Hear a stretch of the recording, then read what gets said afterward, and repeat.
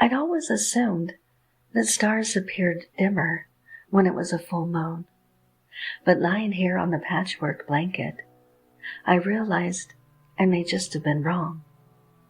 It was like they were shining brighter tonight, just for me. I never realized how soothing the sound of a still lake could be either.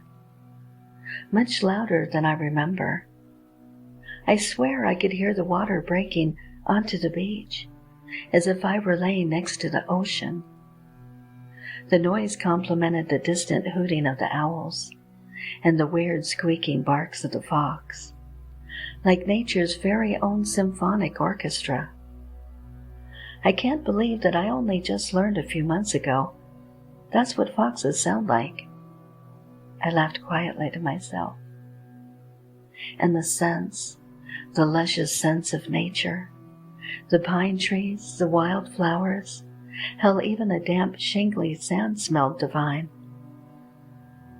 I'd never given them much notice in the past. There was always tomorrow to slow down and smell the flowers. Unfortunately, tomorrow never comes. I couldn't help but smile to myself as I realized today was that tomorrow I always was promising myself. I closed my eyes to absorb all of the stimulating scents and sounds of the peaceful world around me. As I opened my eyes, I swear I saw a shooting star. I made a wish, but I doubt that wish could come true now. You look so beautiful right now, almost serene, he whispered, stroking a strand of damp hair from my face. I looked into his eyes. They seemed softer now. I smiled. His eyes lit up. He thought I was smiling for him. I wasn't. That smile was for me, and for being able to be so alive for the first time in my 28 years on this earth. It's just a shame it took this for me to notice the beauty that surrounds us every day. As I reached my hand to my stomach, I could feel the deep gash, exposing my intestines, and I realized at that moment that death was near. Isn't it funny that this is the first time I've felt so alive, so appreciative of the world around me, so conscious of my surroundings, while only moments from death?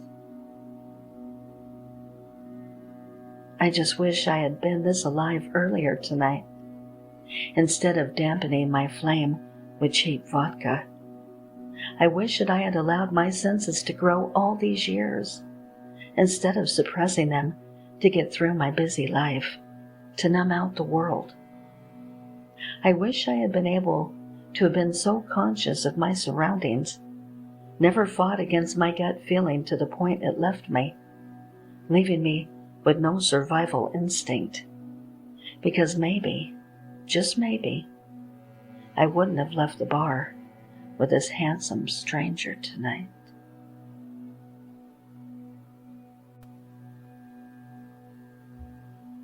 Have you ever smelled something coming from your faucet water? A lot of people think it comes from something in the pipes. It's not, though. My neighborhood gets all of its water supply from one huge lake that sits right beside it. The water is filtered before coming to everyone's homes. Recently, a lot of people in the neighborhood have been complaining about a very foul stench coming from faucets when the tap is ran. Some have even gotten sick from the water. We've all noticed it around last week, and the smell's been there ever since. Some speculated that the pipes carrying the water to everyone's houses had something wrong with them, or maybe the filtration system was broken. That would explain the smell and why people had been getting sick from drinking the faucet water. A few days ago, I was walking to the store that sits right next to the lake and smelled the same odor that I smelled coming from the faucets. I thought it was strange, but just took a mental note and moved on. Yesterday, the rest of the neighborhood, too, had decided the smell was coming from the lake, and had gotten so bad. The entire neighborhood agreed on draining the lake to find the source of the smell that had been affecting everyone recently. They started draining it that very morning. What we found tonight was so disgusting. At the very bottom of the lake, there are at least 7 to 8 bodies of people that had gone missing over a week before the water started smelling. That discovery explained a lot. The cops were called, and we think we have a neighborhood killer. The more recently deceased bodies seem to have been killed in the same way. Me and my husband have decided that we're moving away from this town and to a city miles away from here. I hope no one ever goes through the same thing.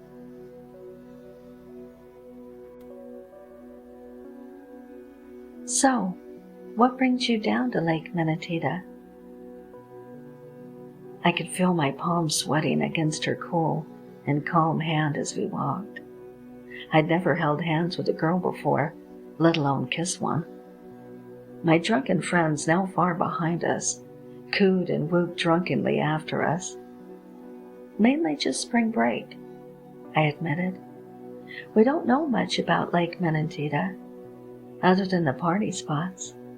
No cops, apparently.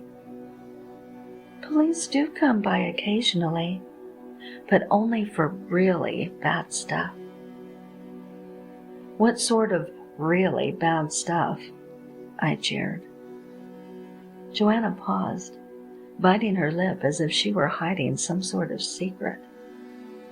Locals don't like people talking about it, but people go missing here, like, a lot. Like serial killers? No, they just go missing. No trace whatsoever. People think Lake Menatita possesses people to drown themselves. Part of me wanted to know more, but part of me also didn't want to turn the topic of conversation.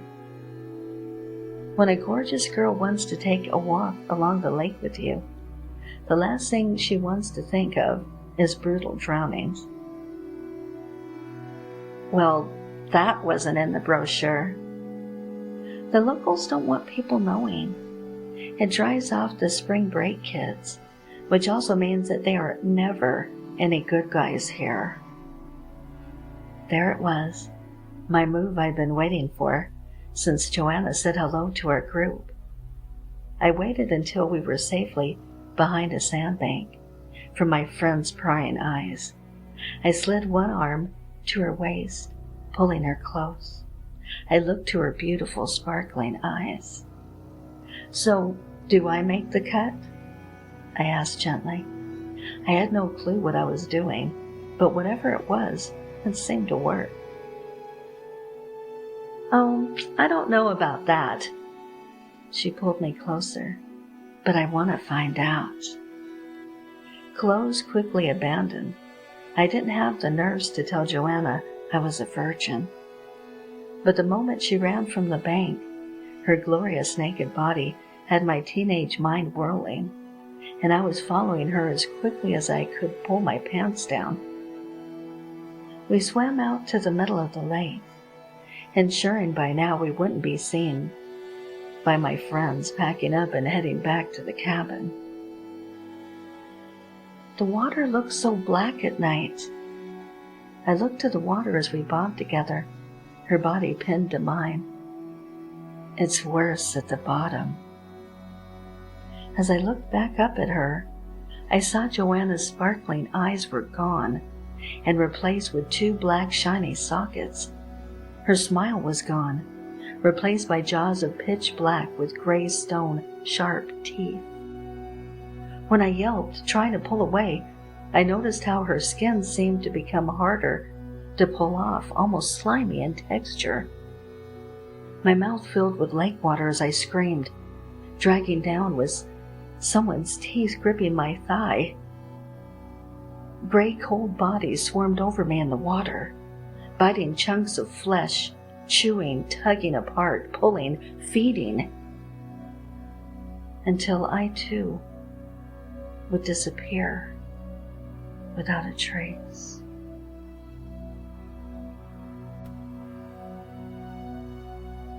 Please hit that like button and subscribe. It really helps the channel. Thank you so much for listening. Until next time.